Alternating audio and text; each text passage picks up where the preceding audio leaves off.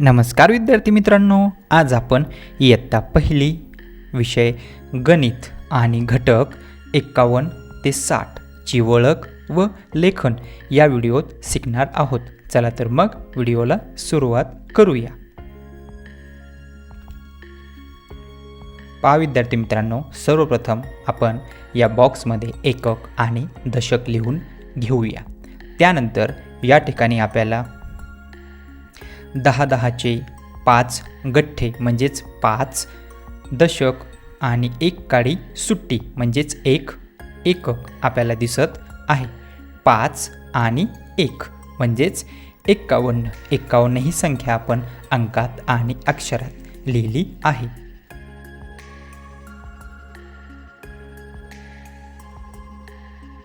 त्यानंतर मुलांनो 5 गठ्ठे आणि 2 काड्या सुट्ट्या म्हणजेच 5 दशक आणि एकक आहेत 2 म्हणजेच होतात 5 आणि 2।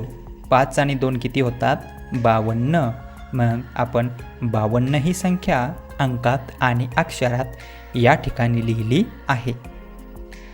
त्यानंतर मुलांनो 5 गठ्ठे आणि 3 काड्या सुट्ट्या म्हणजेच 5 दशक आणि 3 एकक हे होतात 5 आणि 3।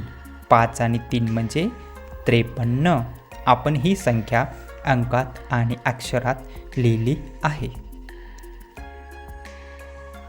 त्यानंतर मुलांनो आपण या ठिकाणी 5 10-10चे गठ्ठे आणि 4 काड्या सुट्ट्या म्हणजेच 5 दशक आणि 4 काड्या सुट्ट्या म्हणजेच 4 एकक। 5 आणि 4 म्हणजेच 54। आपण 54 ही संख्या अंकात आणि अक्षरात या ठिकाणी लिहिली आहे। त्यानंतर मुलांनो या ठिकाणी 5 10-10चे गठ्ठे आणि 5 काड्या सुट्ट्या म्हणजेच 5 दशक आणि 5 एकक म्हणजेच 5 आणि 5 होतात 55। ही संख्या आपण अंकात आणि अक्षरात या ठिकाणी लिहिली आहे। या ठिकाणी पुन्हा एक आपण बॉक्स काढूया। सर्वप्रथम एकक लिहून घेऊया, त्यानंतर दशक लिहूया आणि या ठिकाणी आपण चित्र काढलेलं आहे 5 10-10चे गठ्ठ्यांची काड्या आणि सुट्ट्या काड्या 6 म्हणजेच 5 दशक आणि 6 एकक म्हणजेच 5 आणि 6 होतात 56। ही संख्या आपण अंकात आणि अक्षरात लिहिली आहे। त्यानंतर मुलांनो 5 गठ्ठे आणि सुट्ट्या काड्या 7 म्हणजेच 5 दशक आणि 7 एकक हे होतात 5 आणि 7 म्हणजेच 57। 57 ही संख्या आपण अंकात आणि अक्षरात लिहिली आहे। त्यानंतर 5 गठ्ठे आणि 8 काड्या सुट्ट्या म्हणजेच 5 दशक आणि 8 एकक। 5 आणि 8 होतात 58। 58 ही संख्या आपण अंकात आणि अक्षरात या ठिकाणी लिहिली आहे।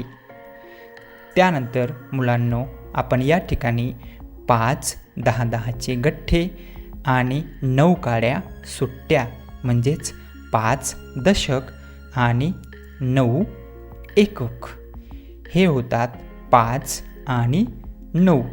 5 आणि 9 म्हणजेच 59। 59 ही संख्या आपण अंकात आणि अक्षरात या ठिकाणी लिहिली आहे। त्यानंतर आपण 10-10चे 6 गठ्ठे काढलेत। 6 गठ्ठे म्हणजेच 6 दशक आणि एकक नाहीये म्हणून एकक 0। 6 दशक म्हणजेच 60। 60 ही संख्या आपण अंकात आणि अक्षरात या ठिकाणी लिहिली आहे।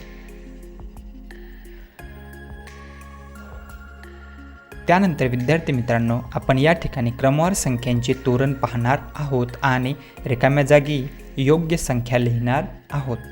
तर आपण सर्वप्रथम या ठिकाणी संख्यांचं तोरण काढूया.